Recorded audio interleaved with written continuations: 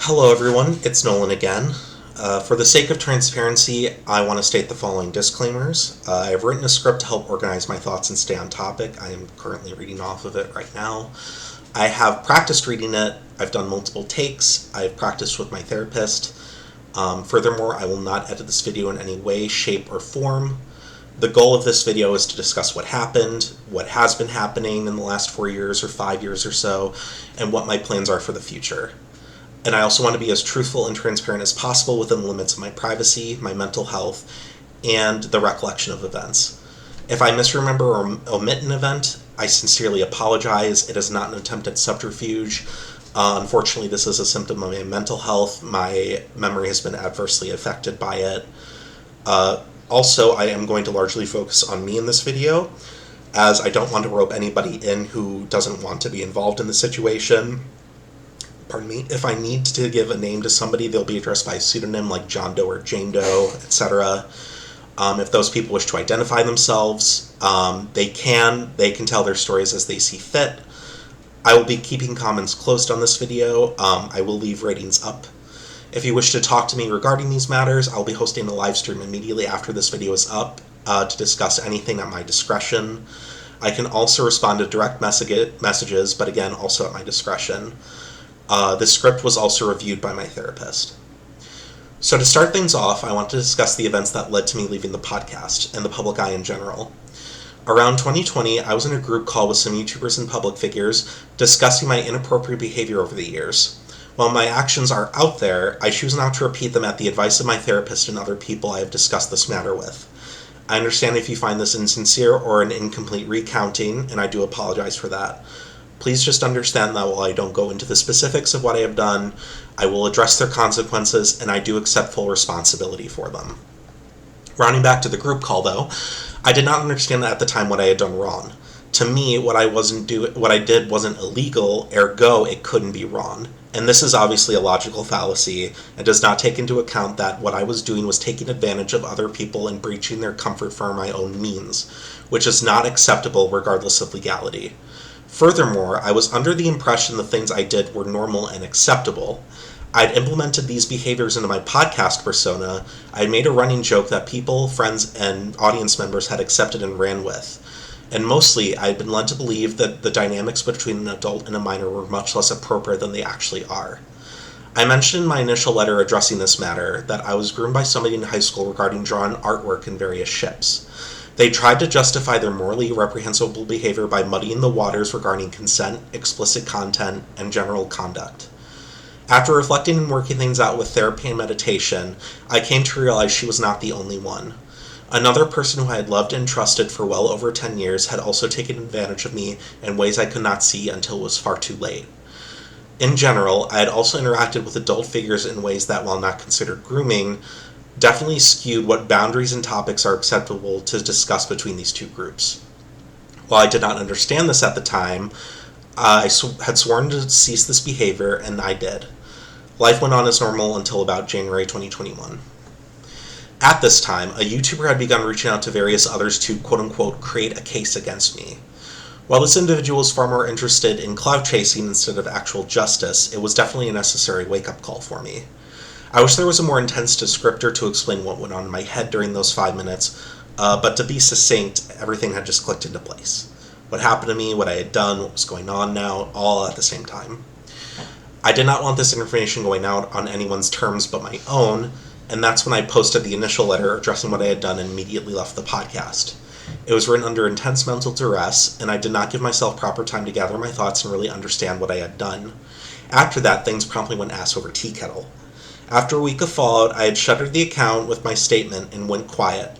Eventually, I did make a few new social medias to browse, but I was done posting with anything remotely related to the public eye regarding the community I was previously a part of. While I could give the play-by-play of the next 4 or 5 years, I'll save us all some time and summarize. High highs, very low lows. I committed myself to a new life plan. I would leave North Carolina and move someplace closer to family, friends, and start over. I would work hard on my faults and really internalize what I had done and learn from it. I would no longer interact with minors in any capacity, and I would try to amend as many fractured relationships as I could. I was going to become the best me that I could. After moving out of North Carolina, things finally felt right. I had a good support system and I was excelling at work. As the years passed by, friends moved, work got busier, and I found myself more isolated and alone than before. I began slipping into a deep depression again, and deep in that depression, I had relapsed. While I still kept the no talking to minors rule intact, I felt giving myself into more primal urges. I seeked affection from friends. This led to me overstepping my boundaries and adversely affecting a friendship I had with John Doe. He explained to me how uncomfortable my flirtatious advances had made him.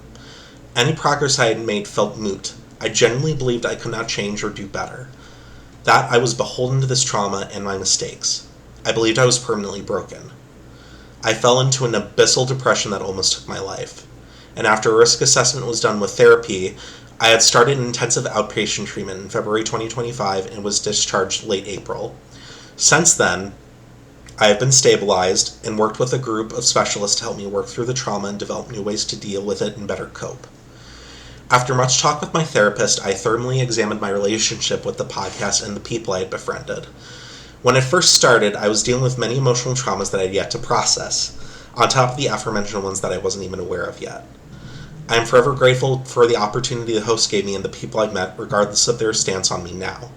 However, I was not emotionally mature enough to accept the responsibility of being a public-facing figure, relatively speaking, of course. But to simply put it, I should not have been on the podcast. It was not the right thing for me, and in turn, it became something that wasn't right for many others.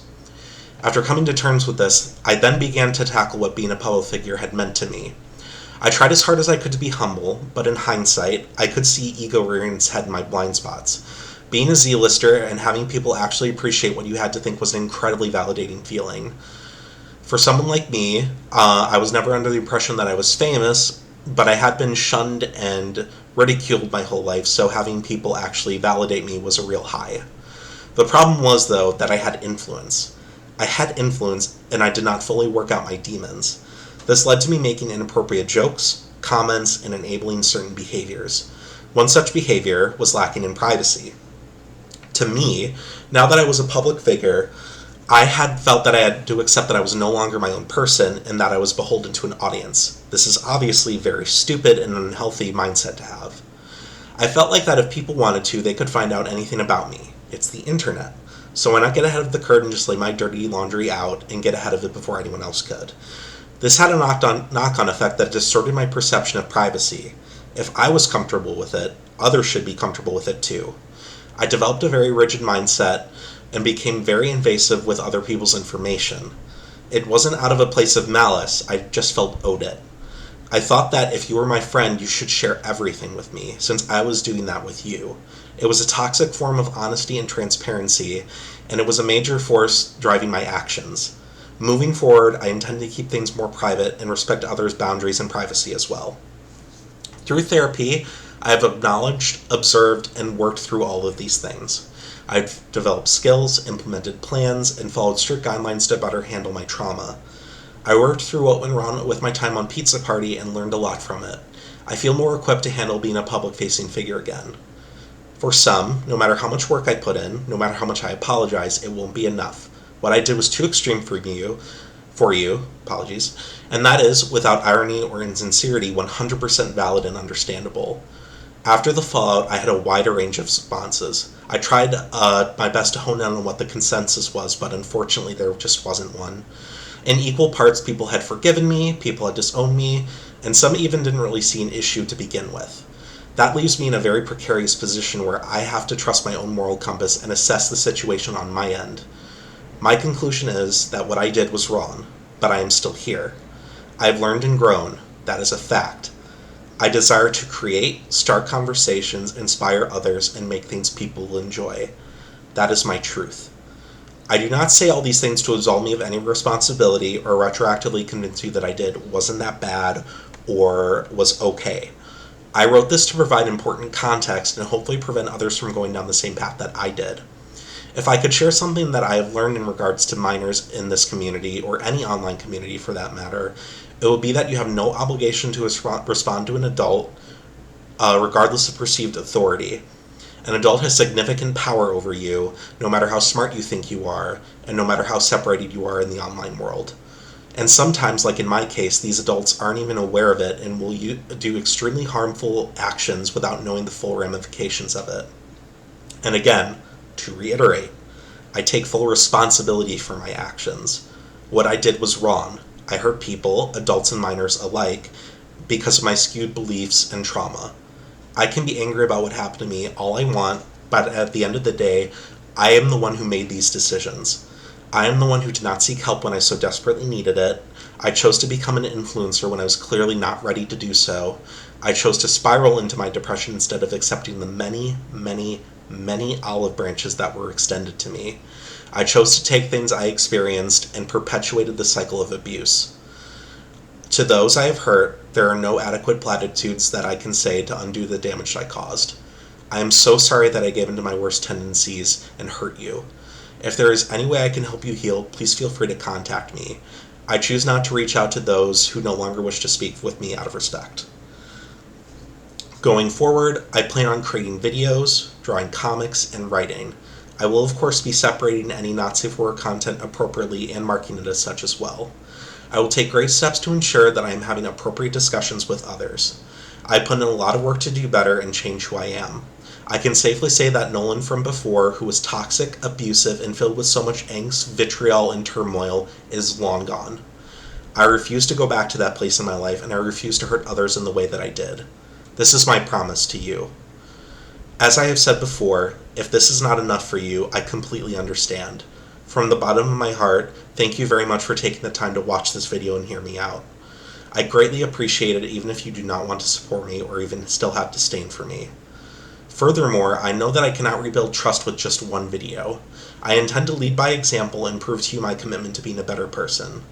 Progress isn't linear, and while I've excised my worst tendencies, I tend to slip into bad habits like arguing with people online, as many do this day and age. I am putting the work to do better every day, though. I hope you're willing to give me another chance. I'm certainly not owed it, I certainly don't expect you to, but regardless of what your choice is, I am profoundly grateful that you took the time to listen to me. Thank you so much again. I wish you all the best, and I hope to see you soon. Signing off. Thank you.